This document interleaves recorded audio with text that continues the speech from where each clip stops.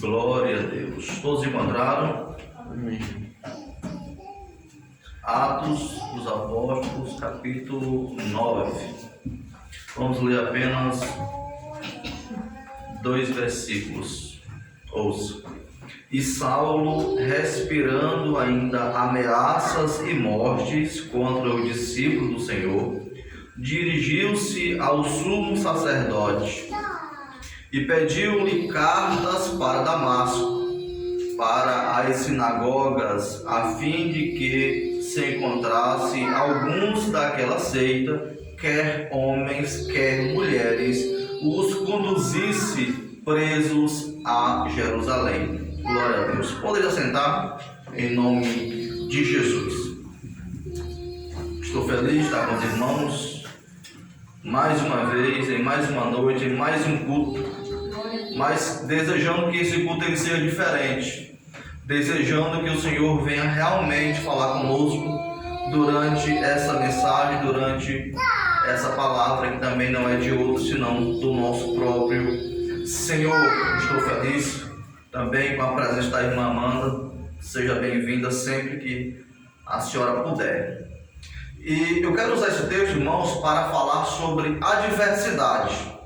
Pode ser que no nosso entendimento essa passagem, esse texto, não tenha nada a ver com adversidade, mas Deus tem me mostrado que esse texto nos ensina por que nos sobrevêm as adversidades, por que nos sobrevêm os problemas, as tribulações, porque nos sobrevêm às vezes doenças, sobrevêm às vezes problemas no casamento, na família, problema no trabalho, ou até mesmo o próprio desemprego. Por quê que não sobrevêm essas coisas? Às vezes a gente fica pensando, mas o que eu fiz? Será que eu pequei? Será que eu estou em pecado para sobreviver sobre mim, sobre a minha família? Tanta coisa ruim ao mesmo tempo. Será que eu não tenho andado conforme a vontade de Deus? Será que eu não tenho feito conforme o chamado, o qual Deus tem feito para mim? Onde está o problema? E às vezes nós ficamos lamentando, e essa lamentação ela se transforma em murmuração. Aí o negócio começa a estreitar um pouco, porque uma coisa é você observar que não está tudo normal, é que não está tudo como deveria ser, e outra coisa é você murmurar. E o que a gente vai ver aqui é que existem 3 razões pelas quais nos sobrevém a adversidade. A primeira razão é para Deus nos chamar a atenção. E a gente vai ver isso aqui na vida do nosso irmão Saulo. Como era a vida do nosso irmão Saulo? Desde que ele se formara aos pés de Gamaliel, o serviço dele era perseguir a igreja. Mas isso eu quero deixar claro que não é porque Saulo era um homem mau. Não era isso. Ele defendia aquilo que ele acreditava. Ele defendia aquilo que ele aprendeu aos pés de um dos maiores, ou se não, o maior mestre daquela época. Então ele acreditava que ele estava fazendo tudo conforme a lei. E ele se esquecia que a lei falava de um mestre, que a lei falava de Jesus Cristo. E ele não acreditava nisso. E ele perseguia. Glória a Deus. E no meio dessa perseguição, e no meio de tudo isso, Deus lhe chama a atenção. Mas como? A Bíblia diz que quando ele ia indo, caminho de Damasco, lhe aparece ali uma grande luz. E veja que a Bíblia ela não é exagerada. Se ela fala uma grande luz, acredite que foi uma grande luz. E ali Deus lhe chama a atenção através daquela luz. E às vezes, quando Deus nos chama a atenção, no momento ali não é bom. No momento que Deus nos chama a atenção, às vezes vem com sofrimento, às vezes vem com dores, às vezes vem com algo que a gente para e pensa e diz, poxa, eu não mereço isso. Mas se fosse por merecimento, nós não estaríamos nem aqui. Se fosse por merecimento, não ia nenhum de nós para o céu de glória. Então, quando vem aquilo que pedimos, quando vem o bom de Deus, a gente recebemos tão animado, tão agraciado, e quando vem também a adversidade, a gente não quer receber de Deus, e na verdade é na adversidade que nós aprendemos de Deus. Então, note que nós, como cristãos, somos como alunos numa sala de aula, para que o professor ele chame ali a atenção dos alunos, ou melhor, para que o professor alcance o aprendizado do aluno, primeiro tem que chamar a atenção. Porque se ele for falar, se ele for abrir a lição, se ele for explicar, mas se primeiro ele não falar, ei, olha aqui para frente, ninguém vai olhar. Todos vão ficar ali conversando, talvez brincando, talvez fazendo bolinha de papel para jogar no colega, ninguém vai dar atenção. E ele vai passar a aula toda falando para as paredes. Assim é o nosso Deus. Ele nos chama a atenção e acredite, Ele só chama a nossa atenção porque Ele é misericordioso. Senão Ele não chamasse, deixava aí.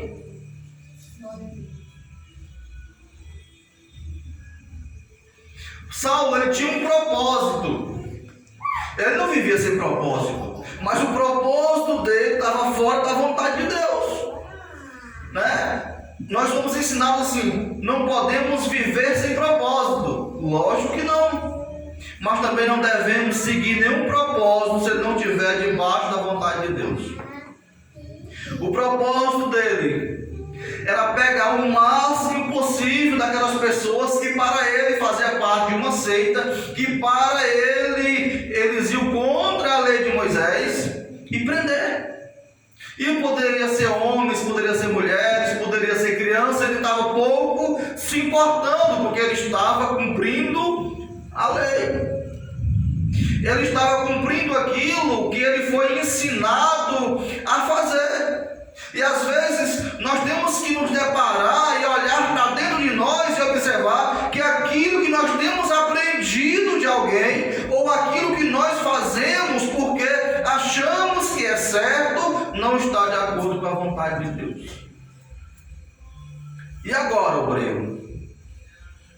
Melhor que nós tomemos um rumo antes do próprio Senhor Deus chamar a nossa atenção. Deus usa a adversidade para nos chamar a atenção, para nos colocar na linha, e para Paulo foi crucial. Se Deus não chama a atenção de Paulo, com certeza Paulo seria mais um perdido. Com certeza Paulo teria sido mais uma daquelas pessoas que teria enfrentado a morte muito cedo, porque quem persegue Jesus não tem outro caminho. E às vezes, irmão Enos, nós perseguimos sem entender. Nós achamos que estamos fazendo o correto, mas não estamos. Deus era tão poderoso que a Bíblia nos mostra que foi um feixe de luz, e esse feixe de luz brilhou mais do que o sol. O feixe de luz da parte de Jesus brilhou mais do que o sol, e pela hora já era uma hora avançada, não era cedo, não era tarde demais, não, era uma hora avançada, e mesmo assim, esse feixe de luz brilhou mais do que o sol. Nós podemos entender que quando Deus aí nos chama a atenção, não é como o nosso Pai chama a gente, orienta, diz, olha, se você fizer de novo, o negócio não vai ficar bom. Você vai e faz, o Pai vai e passa a mão na cabeça, perdoa e pronto. Quando Deus chama a atenção, Ele chama de uma forma definitiva. Aleluia. Só que tem consequência. Quando Saulo se depara com aquela luz, Paulo ele se depara com algo que ele nunca tinha visto, e que ele cai por terra. Já lhe aconteceram duas coisas ali que humilhou ele, porque ele era uma grande patente. Ele era algo muito importante na época. Ninguém ia contra Paulo, ninguém nunca tinha visto Paulo se curvar a ninguém, ninguém nunca E ali, quando Paulo cai, ele já cai sem enxergar nada e já cai se humilhando, porque ele diz: quem é esse Senhor? Às vezes nós estamos fazendo tudo correto, mas nós não estamos reconhecendo Jesus Cristo como Senhor. Às vezes achamos que o Senhor da nossa casa somos nós. Por quê? Porque nós provemos. Por quê? Porque nós educamos.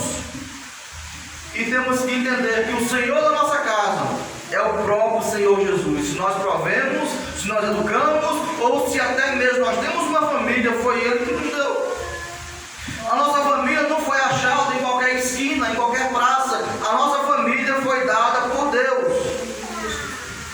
Antes que Saulo chegasse aos santos de Deus, Deus lhe chama a atenção: ei, rapaz, tá bom de parar. Tá bom de parar. Observe que enquanto Saulo estava estudando aos pés de Gamaliel, ninguém se importou com ele. Enquanto ele estava pedindo cartas lá para ir e prender, ninguém se importou com ele. Eu digo ninguém do céu se importou com ele. Mas observe que quando ele levantou a mão para tocar nos santos, o negócio começou a ficar estreito para o nosso irmão Saulo. Por quê?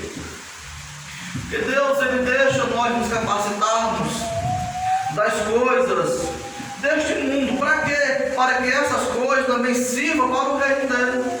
Se Paulo não tivesse o entendimento que tinha, talvez ele não teria revolucionado tanto naquela época.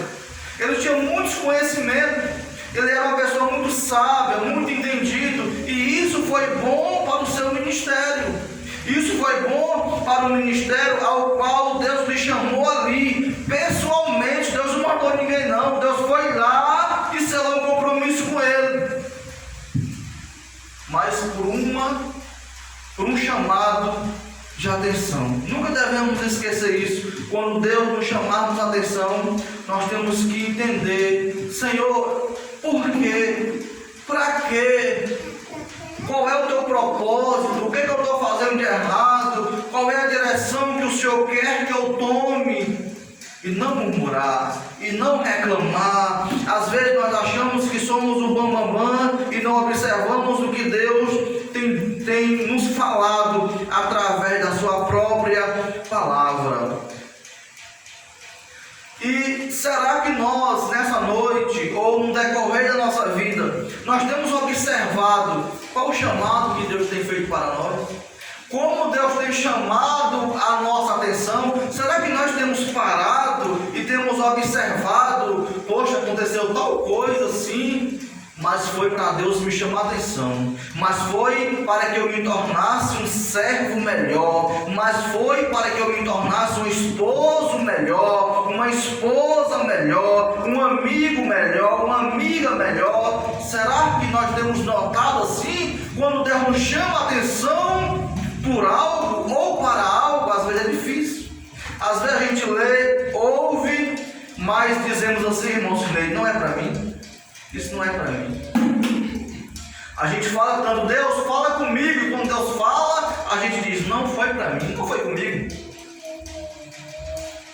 E é importante nós observarmos quando Deus nos chamar a atenção. Porque quando Ele chama a atenção de Paulo, é inevitável. É inevitável. Aquela grande luz, aquela voz, não dava para Paulo confundir. Paulo nunca tinha visto aquilo. Paulo não imaginava que poderia ser uma outra coisa senão o próprio Deus falando com ele, o próprio Deus lhe orientando e chamando a sua atenção. Aleluia. É engraçado que nos céus, imagino eu, tem muitos anjos. Pelo que a gente pode ver na Bíblia, tem poucos aqui que são dados nomes, mas eu acredito que tem muitos anjos no céu. E qualquer um que o Senhor entendesse de mandar trazer a mensagem, ele vinha e trazia a mensagem até Saulo, até Paulo. Mas ele fez questão de vir. Ele veio, ele fez questão de falar. Ele fez questão de usar a sua própria voz, quando ele falou assim, bem alto e bom som, que às vezes Deus fala conosco, nós ficamos em dúvida. Mas com Saulo não, ele Saulo, Saulo. Não tinha como.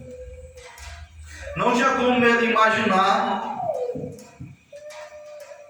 que não era o Senhor. Não tinha como ele ficar pensando, será quem é que está me chamando? Não, porque dos céus somente a voz do Senhor vem de lá. E ele diz, por que tu me persegue? Veja o que Jesus está dizendo para nós, igreja. Nós temos um dono.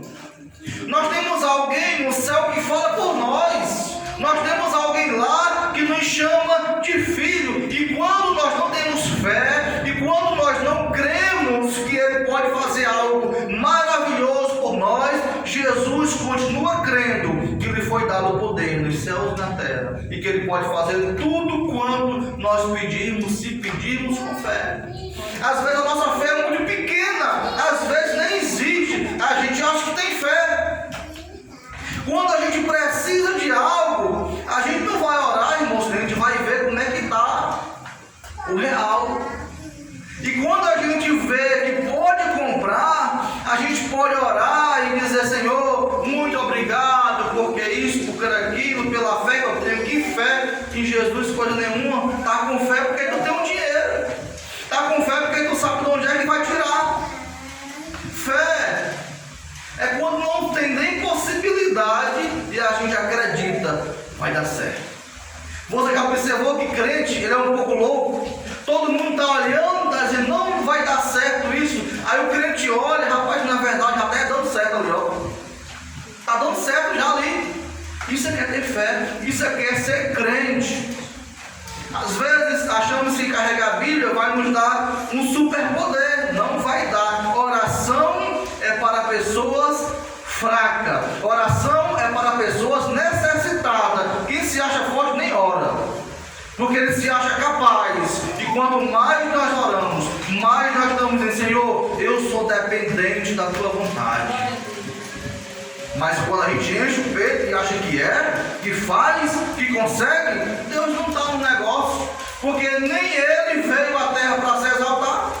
O momento que ele foi mais exaltado no meio do povo foi quando ele foi pregado na cruz. Foi o momento que Jesus esteve mais alto na terra, foi quando ele foi pregado na cruz. E todos dizem que quando ele foi pregado na cruz, o Satanás se alegrou. Mentira! Ele se entristeceu porque estava vindo um propósito de Deus sendo cumprido ali. O propósito que ele veio cumprir, ele cumpriu. Então Saulo teve experiências ali que muitos dos outros apóstolos, que muitos dos discípulos não chegaram nem perto de ter esse autoconhecimento, esse alto grau de ouvir a voz do Senhor e tão nitidamente depois que o Senhor já estava nos céus, e de ouvir Ele falando que Ele tem um povo aqui, e de ouvir Ele falando que Ele se importa conosco, e Ele ouve a voz, Ele sente a presença. Então é que quando Ele vai pregar, Ele diz que o evangelho qual Ele prega, Ele não recebeu de homens, Ele recebeu de Deus. Aleluia. Então quando Ele vem ao nosso encontro, quando Ele chama a nossa atenção, quando Ele faz questão de falar pessoalmente conosco, quando Ele faz questão que nós ouçamos a sua voz, aleluia, é porque Ele quer mudar as nossas atitudes, Ele quer mudar o nosso rumo, Ele quer mudar a estratégia a qual nós estamos usando. Ele está vendo que não está funcionando, Ele está chamando a nossa atenção também para isso. Filho, não vá por aqui. Observe que dos céus, Jesus está vendo e está sabendo o que se passa no coração de todos nós que estamos aqui e de todas as pessoas que estão em todo o mundo. Já pensou? Eu assisti um vídeo ao qual o narrador estava dizendo que Lúcifer foi criado para tomar conta do exército de Deus, e quando Deus não estivesse presente, Lúcifer tomava conta. Aonde é que Deus não se faz presente? Se Deus não deixa de se fazer presente na terra, imagine nos céus, que é a morada dele. Eu não entendo porque que gente com a mente tão pequena vai para a internet falar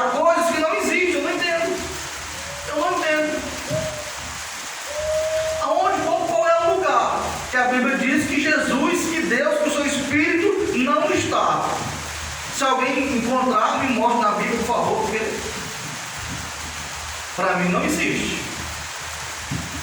Para mim não existe. Glória a Deus. Então ali, quando Saulo se vê sem visão, prostrado, humilhado perante os seus servos, perante ali a milícia que lhe acompanhava, ele olha para o céu e diz: quem é o Senhor? Paulo fez algo ali que talvez nós hoje, como crentes, não estamos fazendo, que é reconhecer que Jesus é o nosso Senhor. Muitas pessoas têm Jesus como Filho de Deus, mas não tem como seu Senhor. Muitas pessoas acham que ele veio e morreu na cruz, mas ele não é Filho de Deus, que ele não é Deus. E temos que reconhecer, não falando, não batendo boca, não questionando com quem acredita dessa forma, mas acreditando no nosso coração que Ele é o nosso Senhor. E quando Paulo pergunta: quem é esse Senhor? Quando Paulo reconhece o senhorio de Jesus, ele diz: eu sou Jesus, a quem te persegue. Aí na mesma hora, no mesmo momento, Paulo lhe faz um autoexame e diz: eu nunca persegui Jesus. Mas pela sua inteligência, ele nota que quem persegue o povo de Deus está perseguindo o próprio Jesus. E às vezes nós perseguimos o nosso irmão que está conosco. Às vezes nós estamos no culto e o nosso irmão vai pregar e a gente cruza os braços e diz: eu vou ver o que é que vai sair daí. Não é assim, é orar, porque Deus usa ele, enche ele. Às vezes a irmã vai louvar a Deus e outra que acha que louva melhor fica dizendo: essa oportunidade era para ser para mim. Não reconhece que Senhor fala através da boca dela, Senhor usa ela, enche ela. Então tem pessoas que estão debatendo dentro da igreja, tem pessoas que estão disputando locais dentro da igreja. Para quê? Nós temos que disputar o nosso lugar no céu. Nós temos que almejar, segurar o nosso lugar no céu, não é aqui. Aqui estamos apenas de passagem, aqui somos apenas peregrinos, e quando soar a trombeta, nós temos que sair daqui pela misericórdia de Deus, porque quem ficar vai sofrer muito. Vai ter uma chance? Vai, mas nós não conseguimos agora, irmãos, com a facilidade que temos de ler, de pregar, de ouvir. Naquele tempo que vai ser proibido, que vai ser queimado, que vão ser perseguidos. Se agora na facilidade não estamos conseguindo, não pode nem ventar forte e diz: eu acho que eu nem vou para a igreja que vai chover. Não era nem para nós ter vindo hoje. Então nós temos que ser mais crentes. Saulo ali, ele reconheceu. Ele nunca tinha temido a ninguém, mas ele reconheceu que ele estava falando com uma pessoa diferente. Glória a Deus. Qual também não foi a nossa surpresa? No dia que nós descobrimos que nós tínhamos um dono. No dia que nós descobrimos que o Senhor Jesus, Ele é o nosso Senhor. No dia que nós viemos até a frente e o pastor e o orador colocou a mão sobre a nossa cabeça e disse: Senhor, recebe essa vida nas tuas mãos. Quão emocionante não foi? Quem dera se aquele dia tivesse segurado até o dia de hoje.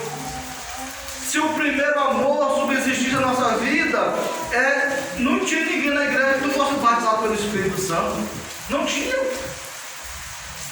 Antigamente era mais fácil.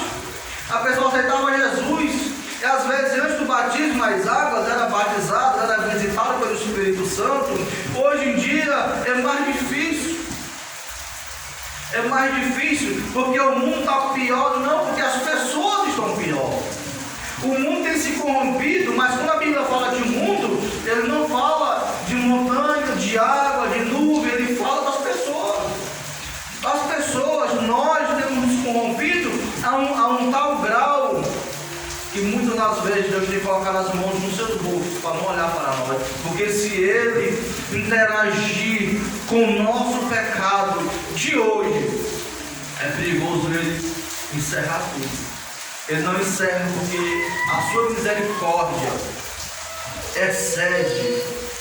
Mas não podemos brincar, porque na mesma Bíblia que diz que Ele é amor, que diz que Ele é misericórdia, vai dizer também que Ele é juízo, vai dizer que Ele é fogo consumidor. Então Ele não vai nos amar a um ponto de passar a mão sobre a nossa cabeça e falar, não, isso daqui pode fazer o errado e depois não vai fazer isso, porque Ele é justo juiz. Primeiro ponto, nós entendemos que Deus chamou a atenção de Paulo para que ele tomasse uma nova direção, para que ele obtesse um novo comportamento e para que ele viesse entender que o povo de Deus tem um dono. No segundo ponto, vamos ver que tudo isso que nós acabamos de ler agora lhe serve também para ele olhar dentro dele e fazer um autoexame. Ele olhar dentro dele e dizer assim, poxa, o que eu fiz até hoje? Se não perseguir a vida do povo de Deus. O que eu tenho feito até hoje, se não tentar prejudicar aquelas pessoas que estão no caminho certo. Aleluia. E Paulo entende que tudo quando ele aprendeu aos pés do doutor Gamaliel, ele estava fazendo de uma forma equivocada, ele estava fazendo de uma forma errada. Aleluia. E quando todos que estavam com ele ali, quando surgiu aquela luz e quando surgiu aquela voz, todos ficaram espantados, porque ninguém conseguia ver nada, só ouvir. Porque quando Deus quer falar com uma pessoa, Ele fala somente com aquela pessoa. Ele vai tocar somente naquela pessoa. Aleluia. Paulo, nesse encontro com Jesus, ele pode ter ficado cego temporariamente, mas os seus olhos espirituais, eles foram ativados na hora. Às vezes Deus faz com que nos sobrevenha um problema tão grande pela nossa teimosia, tão grande para que nós não veja o que está um pau à nossa frente, para que os nossos olhos espirituais sejam abertos. E mesmo assim, tem vezes que não funciona. Jesus está dizendo, examine-se a si mesmo, faça um autoexame. Porque tem lá em 1 Coríntios 11, 28, quando a gente lê, antes de servir a série, examine-se a si mesmo. Isso Paulo fez aqui. Eu acho que até por isso que ele escreveu aos Coríntios dizendo isso. Porque ele se autoexaminou e ele entendeu, até hoje eu fiz besteira. Até hoje eu fiz bobagem. O que eu estou fazendo da minha vida? Aleluia. E Jesus tão meio, mas também tão poderoso, fala para ele que ele é Jesus. Fala que ele está perseguindo a igreja, os filhos dele. E Paulo agora diz, que queres que eu te fale? Que queres, Senhor, que eu te faça? E esta noite talvez a maior mensagem, a maior palavra nessa noite para nós é essa. O que queres que eu te faça? Paulo já estava fazendo, ele estava reconhecendo o senhorio de Jesus. Ele estava reconhecendo que ele tinha feito tudo errado até aquele momento, mas também ele estava determinando que daqui para frente, dali em diante, ele não ia mais perseguir a igreja. Que dali em diante, ele ia fazer diferente, irmão Sidney. Ele ia se tornar um membro da igreja. Porque não adianta Deus chamar a nossa atenção, não adianta Deus fazer nós fazermos um autoexame e nós não nos convertermos, não adianta. É isso que essa mensagem nos traz. Deus chama a atenção, Ele faz um autoexame e se chega a Jesus, e se entrega a Jesus. E isso é muito lindo, muito maravilhoso. Às vezes nós somos até crentes, mas não temos nos submetido à vontade de Deus. Será que nós estamos precisando nesta noite voltar a um encontro real com Jesus? como aconteceu com Paulo, como aconteceu no dia que nós nos convertemos, já que estamos falando aqui de conversão. Será que não temos que voltar ao primeiro amor? Será que não temos que voltar ao início de tudo antes que seja tarde demais?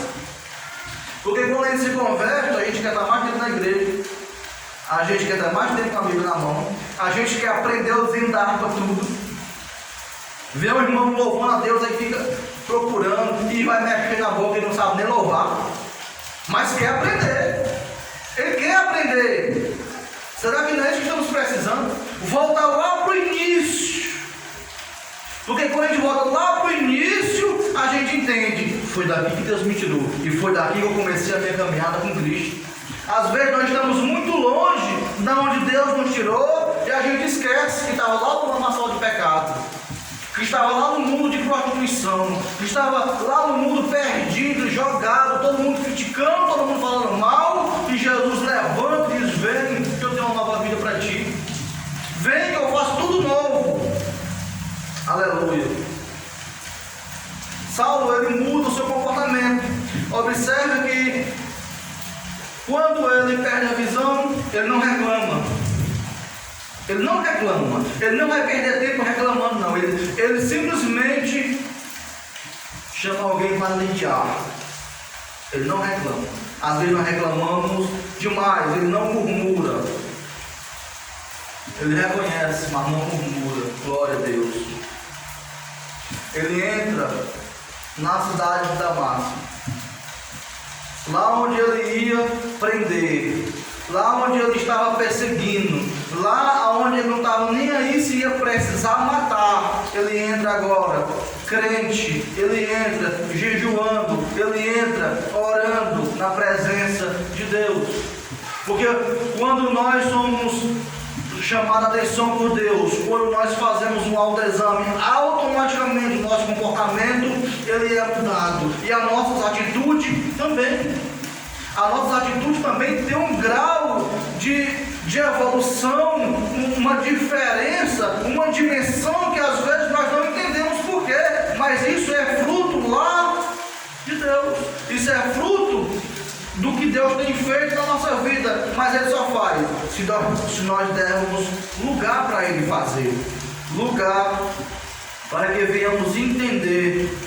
Então, enquanto Paulo jejuava, enquanto Paulo orava, a mão de Deus se movia, e Deus vai lá onde está o seu servo Ananias. Vamos encurtar um pouco a história. Então, ele fala Ananias, ele também fala Paulo. Isso é muito importante. Muitas vezes as pessoas dizem: Deus mandou te dizer. Quando Deus fala com um, Ele também fala com o outro. Se Deus falar para mim dar essa gravata para o irmão Sidney, Ele vai também no coração do irmão Sidney e vai dizer: o meu servo vai te dar uma gravata. Deus vem até mim e diz: dê uma gravata para o meu servo, porque Deus não trabalha de uma maneira que a pessoa não possa entender. Deus não trabalha. Quando Deus fala com um, Ele fala com o outro. Observe, Deus vai a Ananias e diz: olha, entra lá na cidade, na rua chamada Direita, lá vai ter um homem chamado Saulo de Tarso, e ele está orando. Aleluia.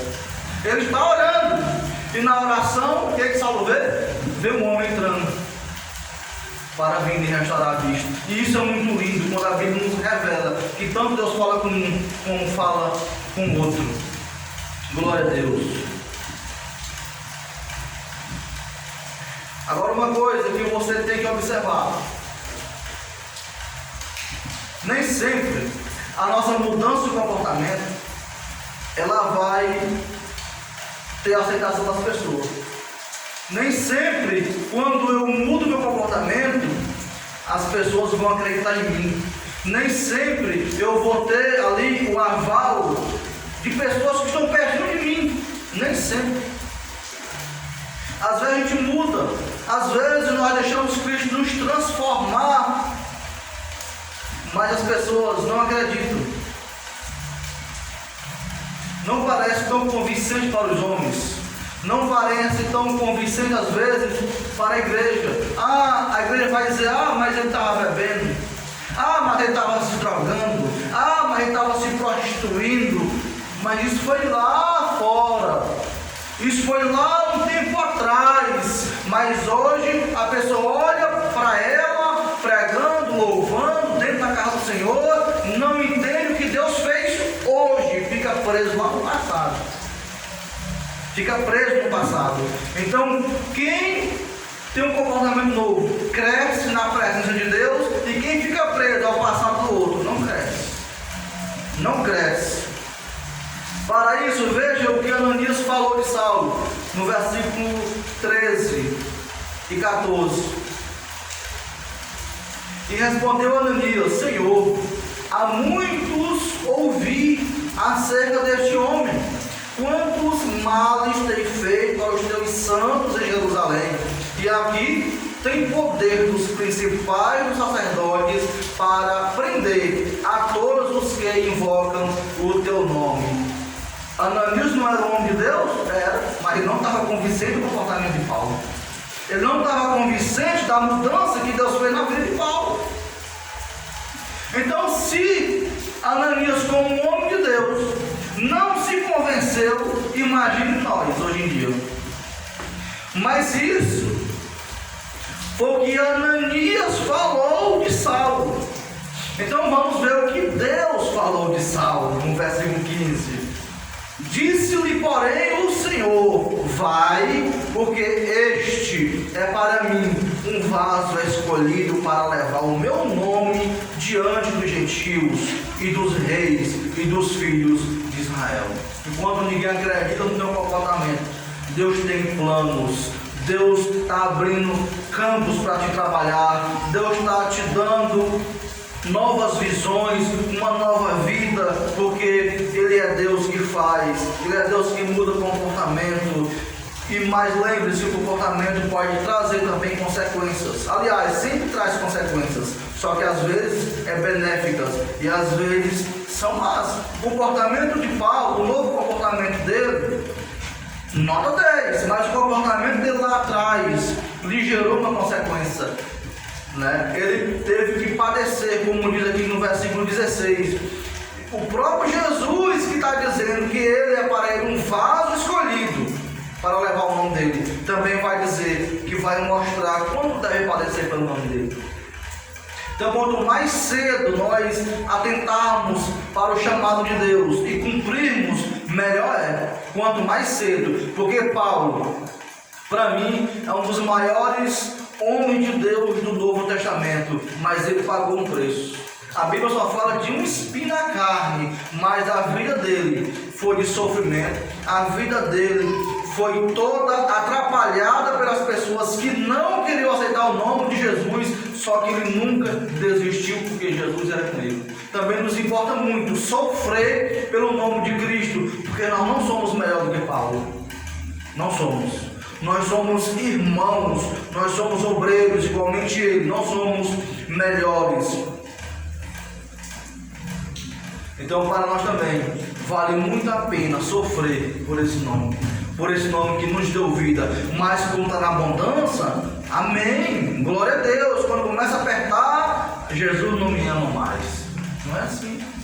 Como é que Deus vai te chamar atenção? Como é que Deus vai te fazer um autoexame? Como é que Deus vai mudar o teu comportamento? Se tu só quer as coisas boas de Deus, nas coisas boas ninguém é moldado não. Nas coisas boas ninguém muda o comportamento não. Se tá bom, vai mexer pra quê?